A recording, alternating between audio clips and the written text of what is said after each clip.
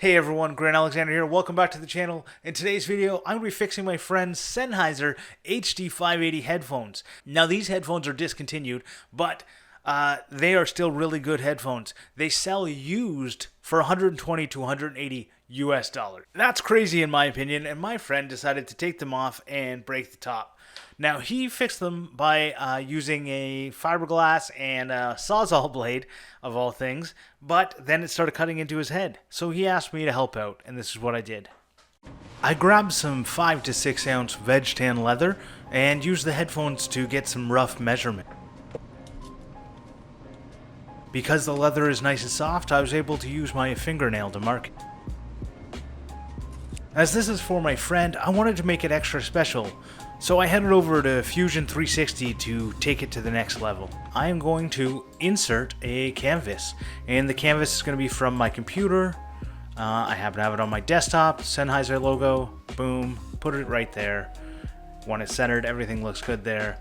Let's zoom in. Now I want to calibrate it because I actually want it to be a little bit bigger.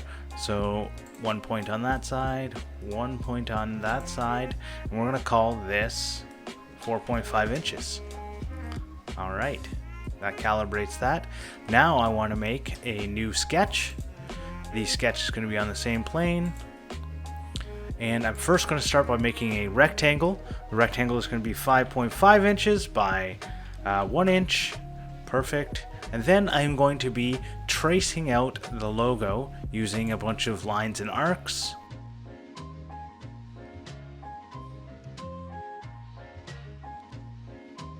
Alright, so it doesn't have to be perfect. This is going to be 3D printed. It's not going to be perfect.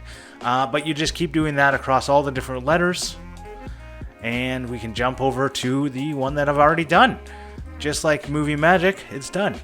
So next what I want to do is I want to extrude. So I'm going to take all of the stuff. I'm going to go negative 3/32 of an inch. Alright, done. Now this is going to turn off my sketch, but I'm going to turn it back on. I'm going to actually turn off the canvas because I don't need to see it anymore. And I'm going to grab all of these bits here. And no, I'm going to extrude, grab all of the bits that are the logo. And I'm going to go up 3/32 of an inch and click OK. And that looks really good. Now I've got the logo. It is perfect. So now I want to add a little fillet on all of the corners. So I'm going to, again, select everything, select all these faces. And I am going to... So when you're filleting something so small, it's really difficult to do the push-pull little thing. So instead I'm going to type it in as 0.005. And that'll give a nice little bit of an edge, and that just makes it go into the leather a little bit nicer. The next step is really important. It's something I've forgotten to do many a times. We'll turn off the sketch so it looks nice. And you got to mirror it. So select the body, go down, create, mirror, object selected, type, I want bodies. I want to mirror it across this plane. And I want the operation to be a new body, and I want to click OK. Now I can go to the bodies, turn one of them off. I've got the backwards logo. Now that it's mirrored, I will be able to stamp it into the leather and it will be readable. If you don't do the mirroring, it's going to be backwards on the leather. So the last step is to save it as a mesh. Done. Now take it over to the slicer and go to the 3D printer. I'm using PLA to make the stamp on my Ender 3 Pro.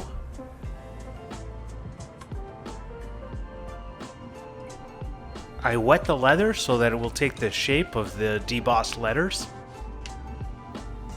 And I used my fingers to get it roughly in the middle and clamped it in place. After allowing it to dry, I took it out of the clamps. Now I'm able to test it out in the headphones and trim it to the final dimensions.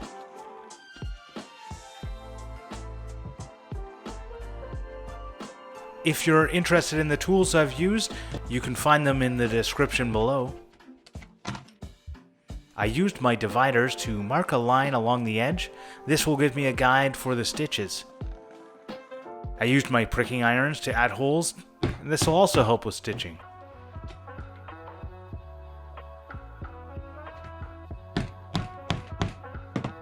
To add a bit of comfort, I added some padding to the bottom layer. This is attached with water-based contact cement.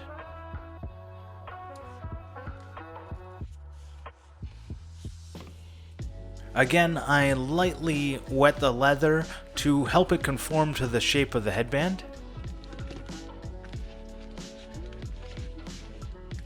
I'm using a corset stitch to hold the two sides together.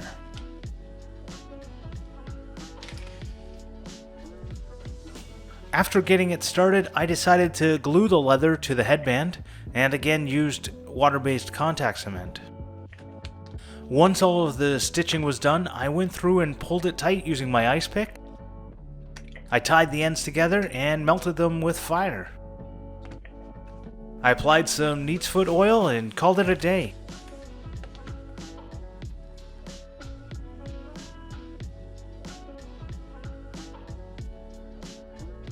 I hope you enjoyed that video. If you did, don't forget to hit the thumbs up button. And if you're new here, please consider subscribing. I also have a Patreon and the join. If you want to join that, you can find the details on that below. Until next time, cheers and have a great day.